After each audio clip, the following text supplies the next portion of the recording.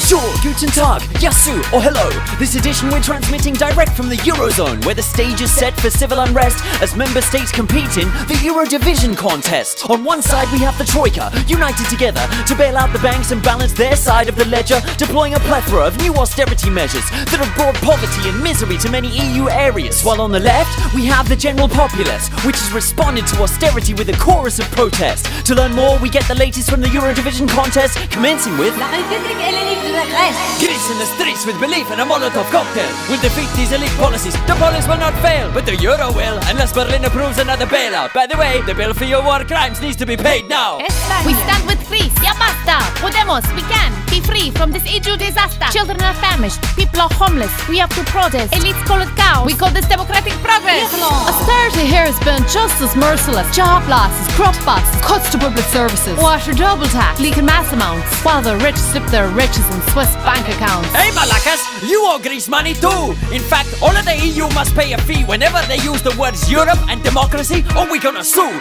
It's all Greek copyright and the bill is overdue. So we've heard the passionate verbal displays of some of the victims which austerity has encircled. Now to learn what the judges make of that, we turn to the first arbiter, Chancellor of Germany, Angela Merkel. That was just terrible. A drab batch of glandular gurgles. You lack talent, vitality, originality, purpose. Angela Merkel, angel of death, Bismarck in this bitch, queen of the Eurozone, holding all the bargaining chips. What is this shit? Especially you Greeks. Arschgeigen, you want another bailout? First you need to tighten your belts, sell your islands, privatize the Acropolis, and for fix's sake pay your taxes. I've had enough of this. And Spain, that was lame. You make me smirk. Podemos, we can? Yeah, you can. Get back to work. And Ireland, thanks for trying to display your talent, but the chips are down like the potato famine. Listen up, Europeans. The social contract is dead. We said austerity was temporary, but instead it's your new way of life. So just get used to it now. Cheer up. I know how to run Europe into the ground. Dankeschön, Frau Merkel. We now join this next judge on our panel to share standpoints with us.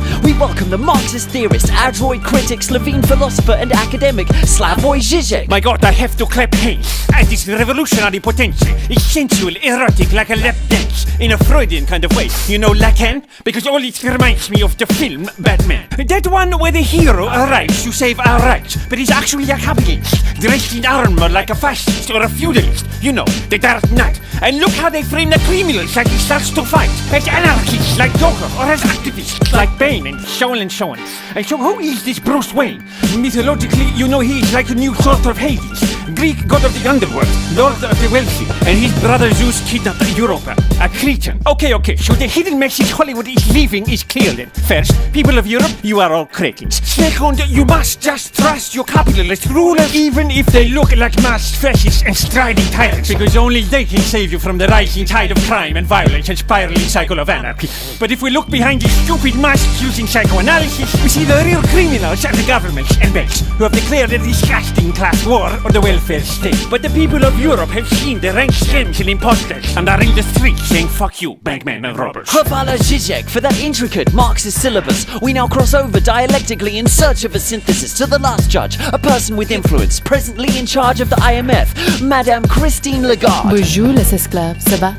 Oui, très bon. I love the sex dead slaves in this competition. Ooh la la, so much pain and moaning, it's quite eternal. But I think we need to have a little history lesson. In Europe, you call it austerity, but we have another slogan. For the IMF, it's known as structural adjustment programs, and we just love to impose them in poor third world homelands. Check how it goes then. We lend poor nations money to assist their development, but first some pretty little conditions have to be met. Step 1, privatization, sell all public assets. Next, market liberalization to attract foreign capital, devaluing their currency and safety standards in their borders, and cutting subsidies for basic needs like fuel, food and water. And once the masses starve and are down on their knees, step 3, watch the riots break out in the streets. Sounds familiar. What? You don't like that particular game? Oh, désolé, I didn't hear you ever object to complain when we did it to others and you had profits to make. But why subject your own citizens to these strictures and pain? Because, mon chéri, this is a pyramid scheme.